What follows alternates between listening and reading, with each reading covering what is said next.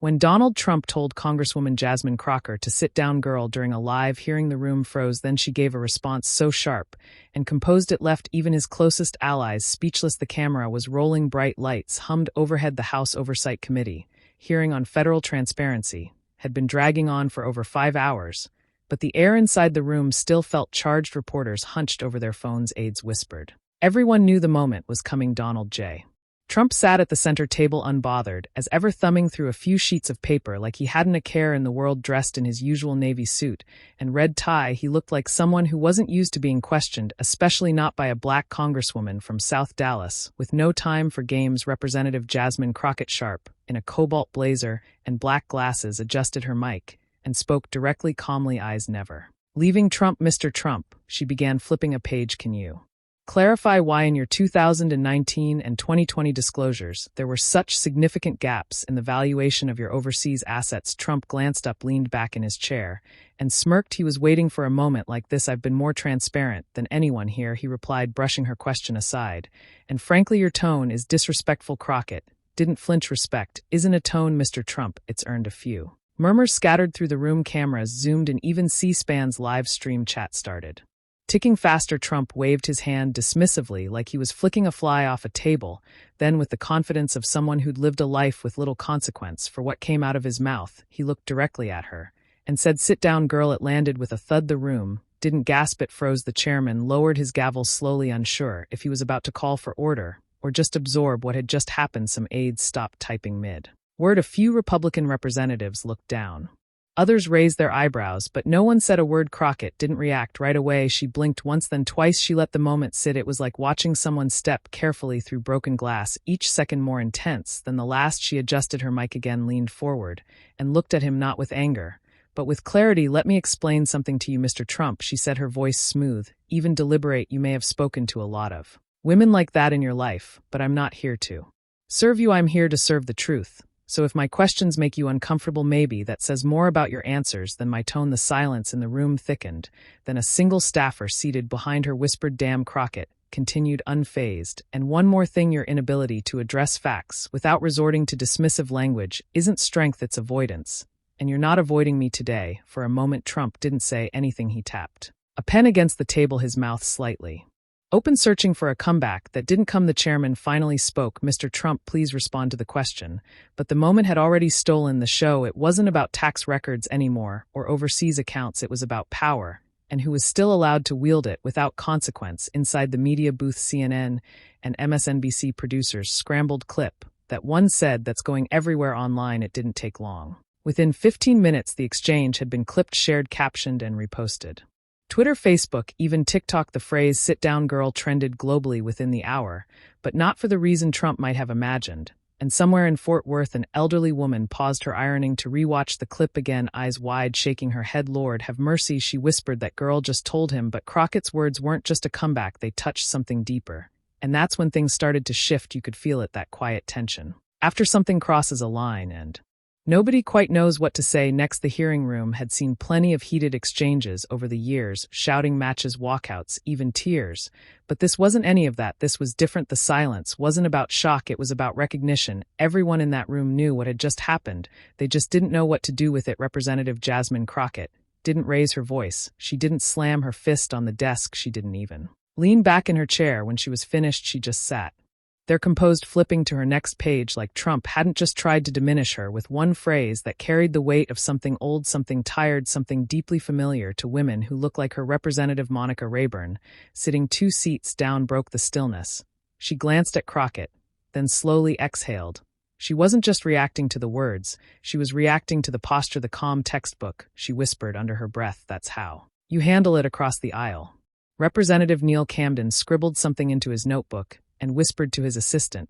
She just turned the room upside down. Trump's face, on the other hand, had changed. His smirk had faded. The swagger in his voice was nowhere to be found. He looked not shaken, but annoyed, confused, maybe like someone had taken a swing at him in a language he didn't understand. Still, he tried to regain footing. I'm just saying, he muttered loud enough to be picked up by the mic, that there's a way to talk to people. But no one answered him, not right away. It was like the spell had shifted from everyone watching her to everyone watching him, and that perhaps was what shook him most. The chairman tapped his gavel, not to scold, But to move forward, let's proceed, he said. Representative Crockett, you have the floor.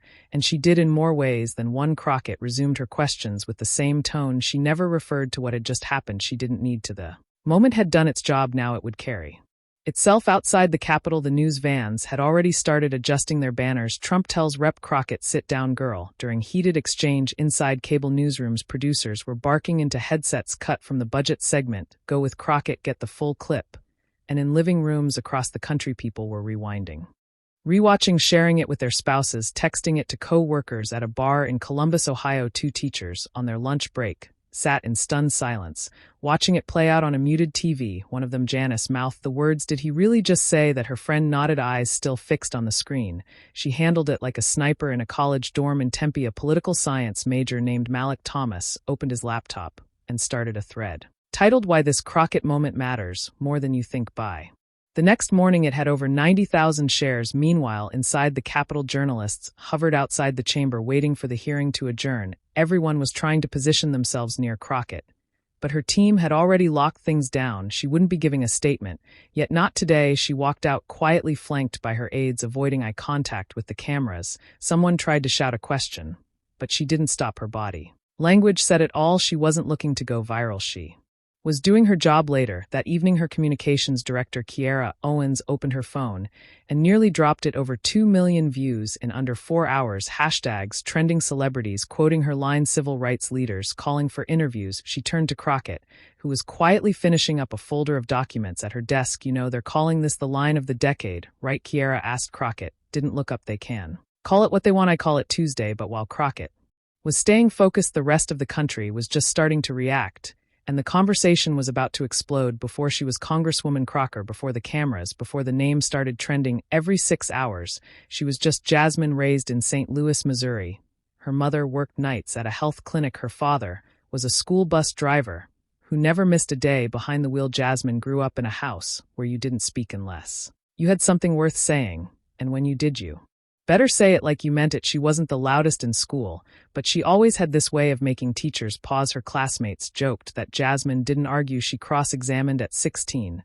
She was already volunteering at municipal court proceedings just to sit and listen, not for credit, not even for school. She just liked the way truth sounded when it had no place to hide. Her path to politics started in a courtroom in Texarkana, Texas. Fresh out of law school, she took on a case no one else wanted.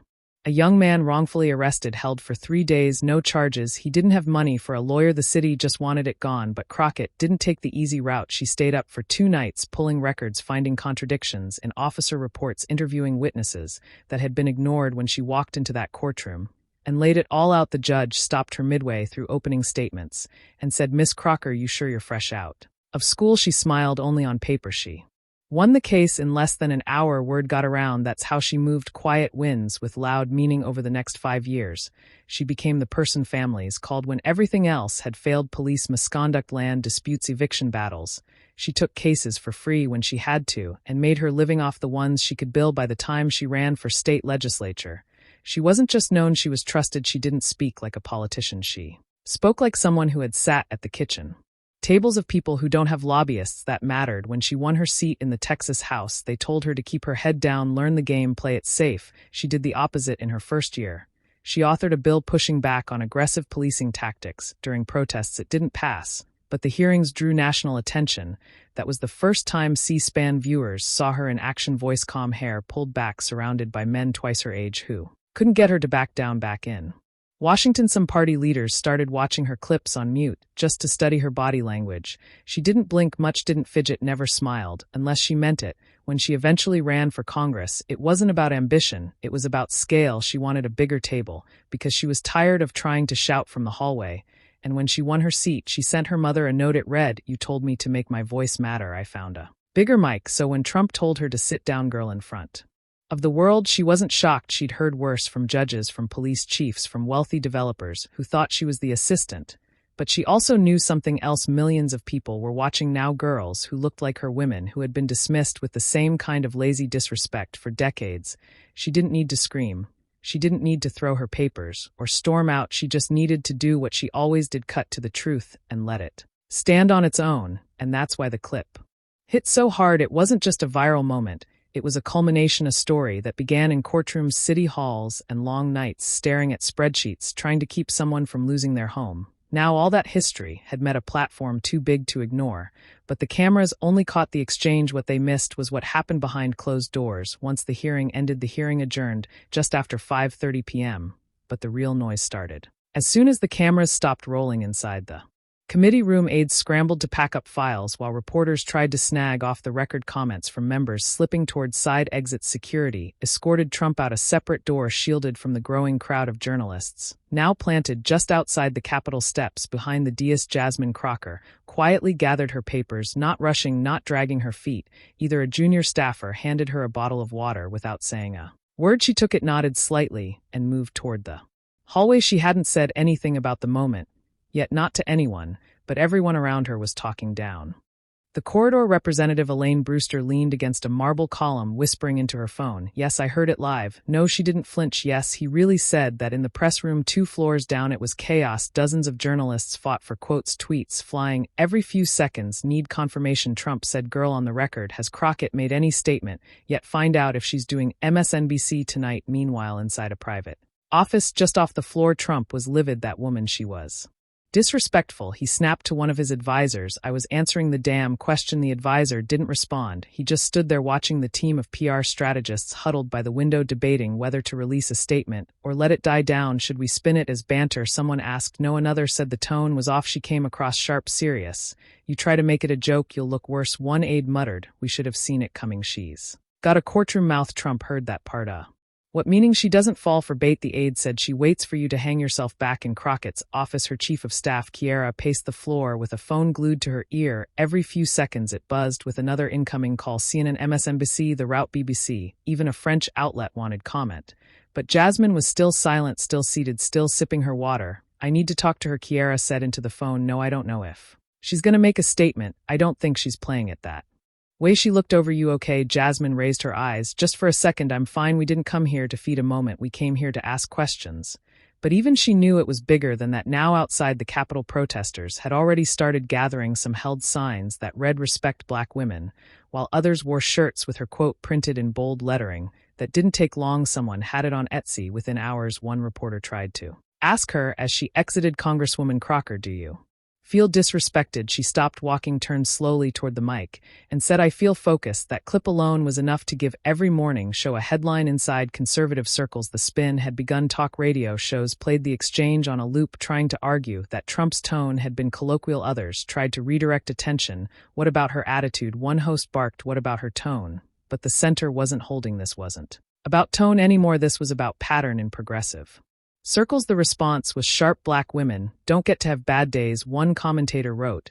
They get told to sit down no matter how qualified, how calm, how right they are. Meanwhile, Crockett's inbox filled with emails from strangers, some supportive, some not. One in particular stood out. It read, you didn't raise your voice, you didn't back down, you didn't blink. My daughter just asked me what your name was. That means something. Thank you. She read it 3 times. But outside her office, the media storm was far from over, and Trump's team wasn't staying quiet for long. By nightfall, Trump's media machine was already humming. The clip had gone viral, yes. But that didn't mean they had to let the narrative settle, not without a fight. Inside a sleek office space in Arlington, a team of communications strategists gathered around a flat screen, playing the exchange for the 15th time. She didn't yell, one aide pointed out. She didn't get emotional. That's going to make it harder for us, so we flip it. Another responded. Say he was being casual. Say she misunderstood him, and in turn chimed in, unsure. But it doesn't really sound casual. Everyone turned to him. Silence. Trump, watching from Mar-a-Lago via a private feed, leaned back in his chair. They'll forget about it in a week, he muttered. We just need something louder to push it out of the headlines. So the plan formed fast. Distract, discredit, double down. First came the tweets from political allies. Statements of support for President Trump's candor. One senator posted, what happened today wasn't offensive, it was political theater, and Rep. Crocker knows how to play the cameras. Another pundit tweeted, this is what happens when we can't even talk to each other without someone crying racism. The next morning, Trump went on a conservative radio show in Palm Springs. The host asked him directly, do you regret what you said to Robert Crockett yesterday? Trump chuckled, regret? No, I was just trying to get through a long hearing. She was going on, and I said what I said. People are too sensitive, but do you think the way you said it, I didn't say anything wrong? He cut in. And you know what, a lot of people agree with me. They just don't want to say it out loud. He grinned like it was checkmate. But the damage wasn't going anywhere at the same time. Crockett still hadn't responded beyond her short remark outside the Capitol. Her silence created more noise than any press release could have. People wanted her reaction. But she gave them her focus instead that night. During a segment on CBS, political analyst Trevor Langford broke it down plainly. This isn't about a phrase, it's about a habit. He said it's about a man who's been in power for decades and still speaks like power. Excuses everything back. In Texas, local news stations ran features titled, "Who is Jasmine Crockett?" profiling her journey, her record, her courtroom wins. Viewers who had never heard her name before were suddenly paying attention. Meanwhile, her staff was working overtime. Every platform wanted her.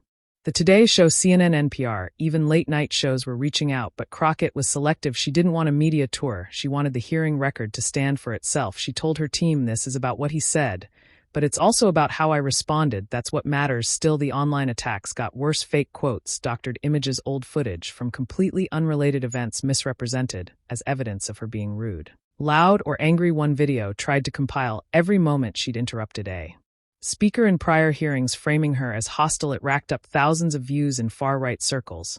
But the mainstream narrative wasn't moving, because for every doctored clip there were 5 more real ones, showing her calm, her precision, her refusal to flinch when it mattered most. A young journalist named Maya Latin wrote a column in the Arizona Times that captured the mood perfectly. "We don't ask men to make themselves smaller to be heard. We ask women to smile," while getting dismissed. Crockett didn't smile, she didn't yell, she corrected.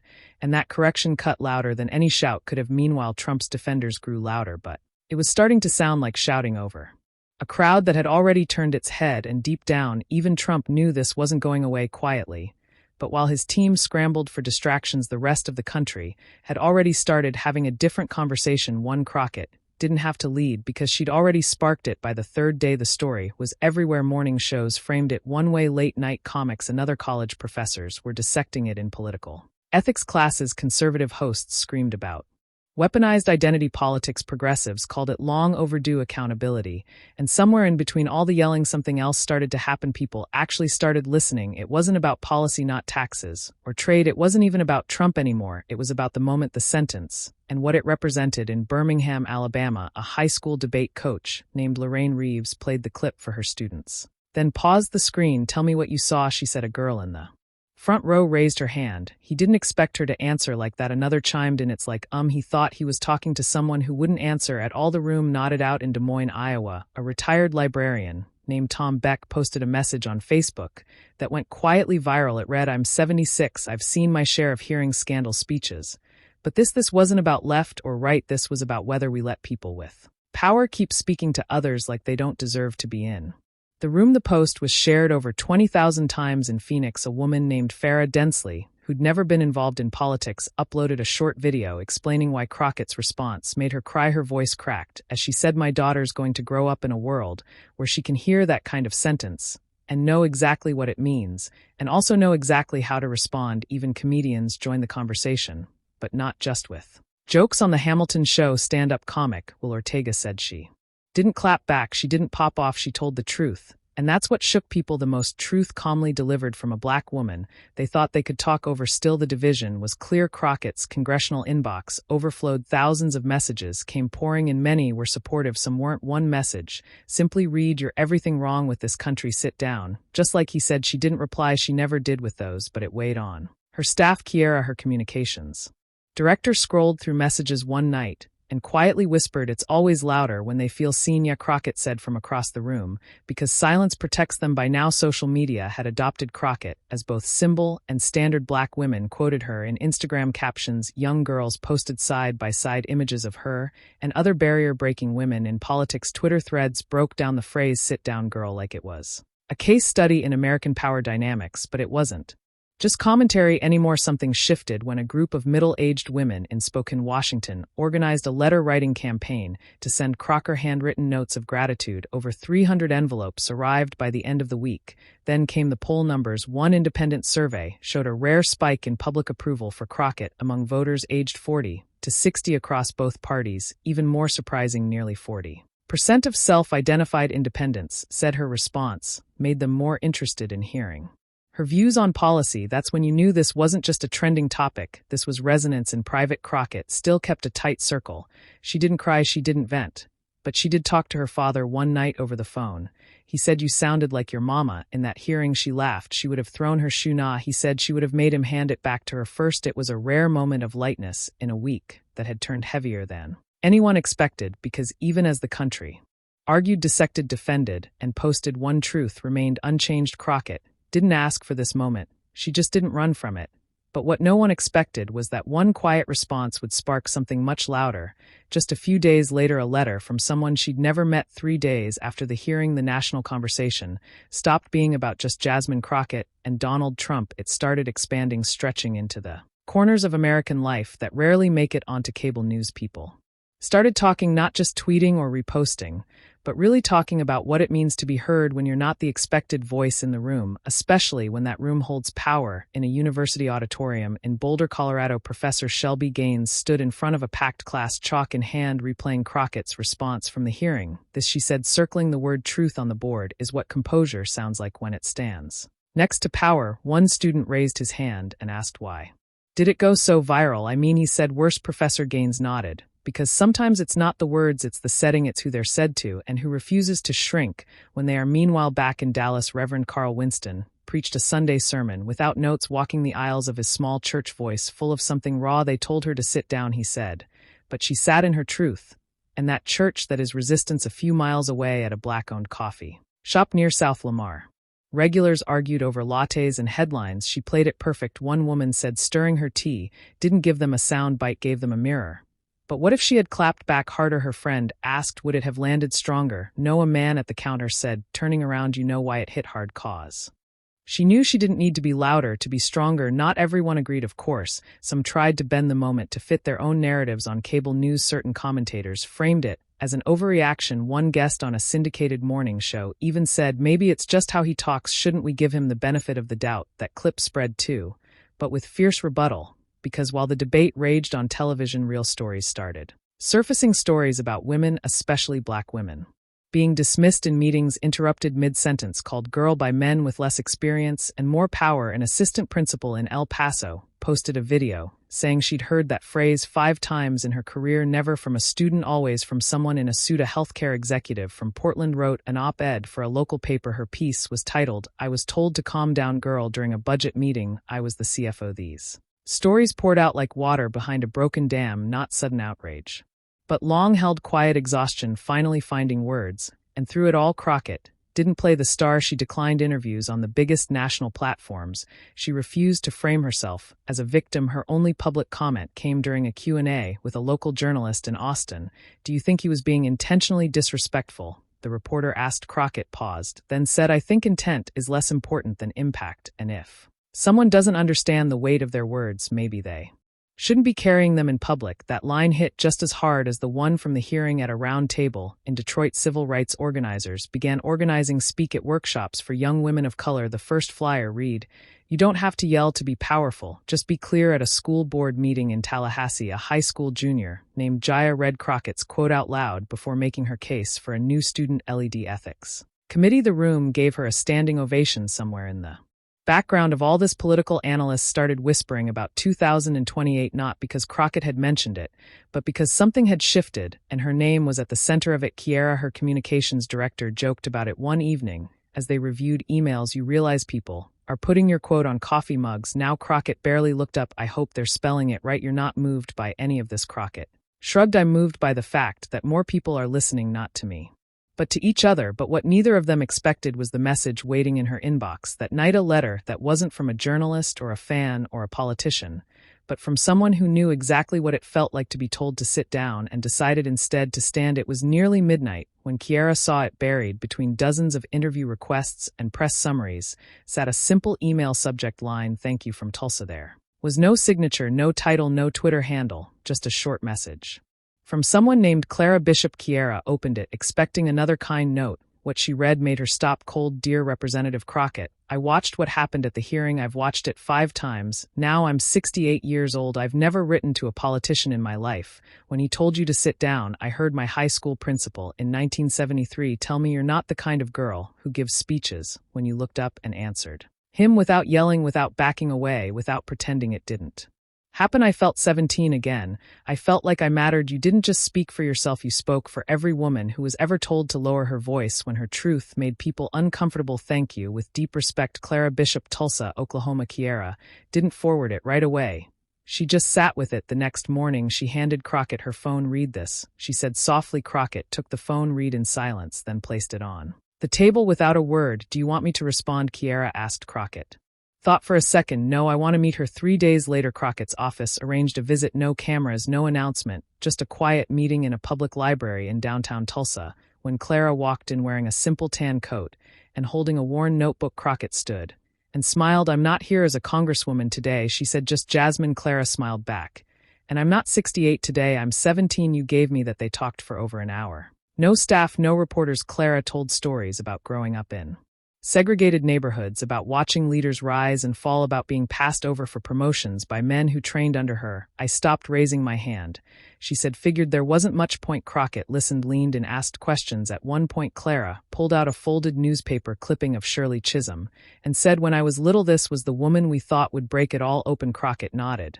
She did. She cracked it. Now we keep widening the gap. When the meeting ended, they hugged. Nothing formal, nothing posed, but Clara's granddaughter, who had driven her there, snapped a quick photo, just the two of them by the front window laughing. She posted it later that day with a simple caption, my grandma met her hero today.